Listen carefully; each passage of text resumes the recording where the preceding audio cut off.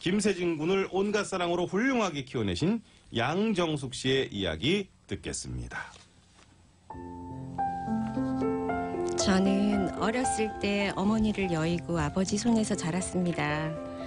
한의사셨던 아버지는 어려운 사람을 보면 참지 못하셨어요.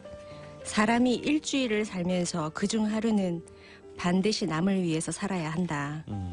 그래서 저는 5살 때부터 주말이면 양로원에 찾아가서 할아버지 할머니 어깨도 주물러 드리고 노래도 불러드렸습니다. 아버지는 제가 20살이 되면 무조건 독립시키실 거라고 말씀하셨습니다. 그리고 정말 20살이 되자 돈 한 푼 안 주고 나가라고 하셨어요. 아이고. 막막했던 저는 아버지께 50만 원을 빌려서 커피 자판기 사업을 시작했습니다. 그렇게 번 돈으로 장애인 야학도 세우고 꾸준히 봉사활동도 다녔습니다. 그러던 어느 날 보육원에서 봉사를 하고 있는데 아기집 후문에 아기가 놓여져 있었어요. 포대기를 열고 자세히 들여다보니까 오른손과 두 다리가 없는 아기였습니다. 아기는 동그랗고 천진한 눈으로 저를 바라보면서 방글방글 웃고 있었어요. 그런데 그 순간 제 마음속에 커다란 울림이 왔습니다. 아, 이 아이가 내 아들이면 얼마나 좋을까. 만약 전생이 있다면 이 아이가 내 아들이 아니었을까. 저는 세진이를 입양하기로 마음을 먹고 아버지에게 찾아가서 조언을 구했습니다. 우리 아버지는 아무 말 없이 세진이를 안아주시면서 아버지만 앉으시는 방석에 앉히시고 아버지만 쓰시는 은수저를 꺼내서 아이에게 밥을 먹여주셨어요. 내 딸아, 네가 이 아이의 엄마가 되려거든 나에게 3가지 약속을 해라. 누구 앞에서도 여자가 되지 마라. 세상에 맞서지 마라. 좋아도 참아라. 그래야 너는 정말 엄마가 될 수 있을 거다. 하지만 세진이를 정식으로 입양하기까지는 어려움이 너무 많았습니다. 장애를 가진 아이를 입양한다는 걸 사람들은 잘 이해하지 못했어요. 우여곡절 끝에 세진이 엄마가 된 저는 아이를 안고 병원에 데려갔습니다. 의사 선생님은 우리 아이 세진이가 걸을 수 없다고 했지만 저는 포기할 수 없었습니다. 그때부터 4살 배기 세진이의 기나긴 병원 생활이 시작됐습니다. 의족을 하기 위해서 총 6번의 수술을 받았고 4년간 피땀 흘리는 재활훈련을 했습니다. 우리 세진이가 수술실에 들어갈 때면 저는 눈물을 참을 수가 없었습니다. 정말 누가 내 심장을 꺼내서 소금을 뿌리는 것처럼 마음이 너무너무 아팠습니다.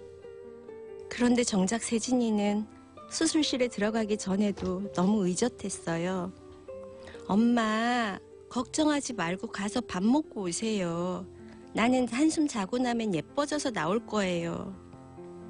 몇 년 후 세진이는 피나는 노력으로 스스로 걸을 수 있게 됐습니다.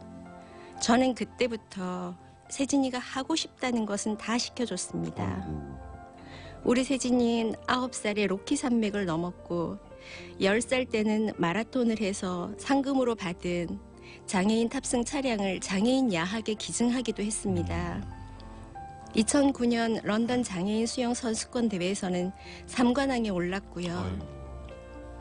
그동안 저는 우리 세진이 뒷바라지를 위해서 건물 청소, 보모, 대리운전, 닥치는 대로 일을 했습니다.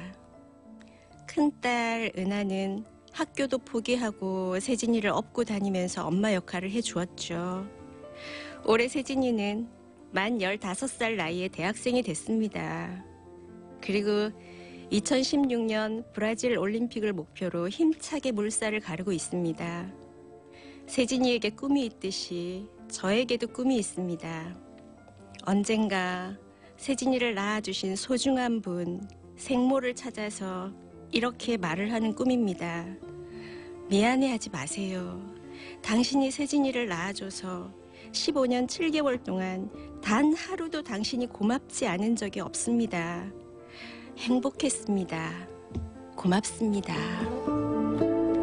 네, 아유. 사랑이라는 것이 이런 거구나 하는 것을 느낍니다. 훌륭한 어머니가 어떻게 이렇게 계신가 했더니 그 위에 아버지가 훌륭한 아버지가 계셨군요. 양정숙 씨가 아버지 영향을 많이 받으신 것 같아요. 네, 굉장히 많이 받았어요. 저희 아버지는 정말 훌륭하시고 무서우시고 스스로에겐 엄하시고 남에게는 관대하신 분이셨어요. 20살에 내쫓고. 네. 아버님 지금 잘 계십니까? 아버님이 2000년도에 이제 아이고. 작고하셨어요. 돌아가시면서도 전 재산을 사회에 다 환원하시고 어이. 딸에게는 아버님의 가장 큰 유산, 정신력, 그리고 밝은 성격, 열심히 살 수 있는 그런 도전 정신을 주셨어요. 네.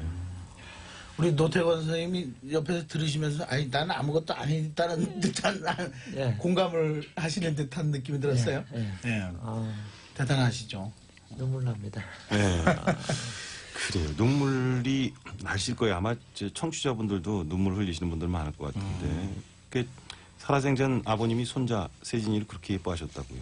말도 못 하셨어요. 우리 아이를 식당에 가도 남이 앉았던 의자에 안 앉히셨어요. 딱 당신 무릎팍 위에만 앉히시고 남이 먹었던 식당 음식 수저로 아이에게 밥을 먹이지 않으셨어요. 수저를 싸가지고 다니면서 너에게 귀한 아들이면 나에게도 귀한 손자다.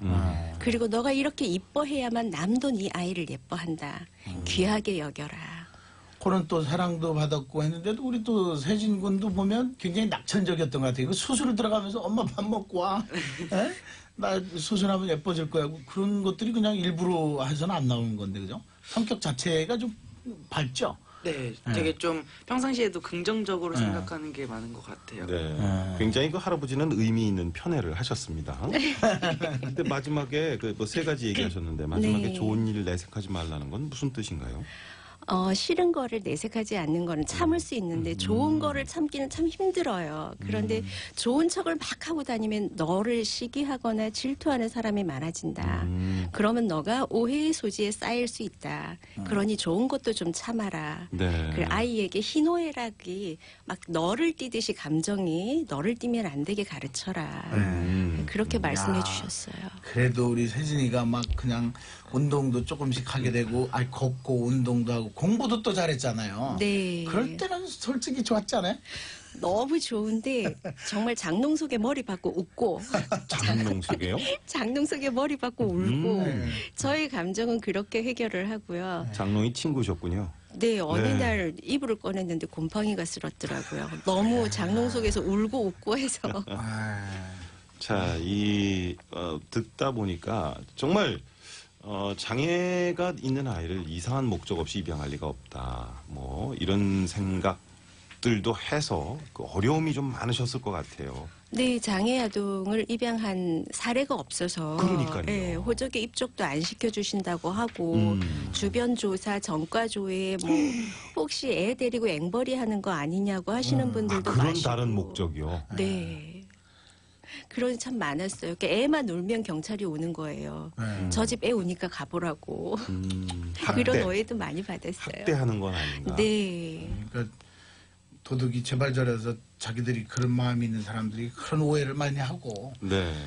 그래도 우리 세진 군이 막 그 지난번에 우리 방송에 나왔을 때 하고 싶은 건 다 시켜줬어도 막 넘어지고 그랬을 때는 또 손도 안 잡아줬다는 또 냉정한 엄마였다고 네. 말씀을 하셨는데 사람이 넘어져서 일어나는 법을 배우면 넘어지는 게 두렵지 않아요. 맞습니다. 내가 넘어졌을 때 네. 나를 좀 도와주겠니?라고 주변 네. 사람한테 손을 내밀 줄 알아야 나도 남을 도와줄 아유, 수 있는 거거든요. 그렇습니다. 어머니가 너무 지혜로우세요.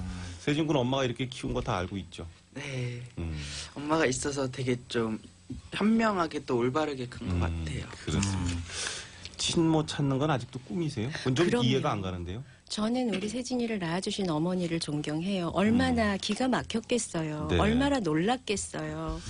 또 그렇게 낳아주셨기 때문에 우리 세진이를 제가 양육할 수 있었고 우리 세진이 결혼식에는 제 옆자리에는 우리 세진이 낳아주신 어머니를 앉히고 아이고. 우리 세진이 이렇게 잘 자랐으니까 미안해하지 마라. 예. 죄의식 속에 살지 말아라라고 이야기해주고 싶어요. 알겠습니다.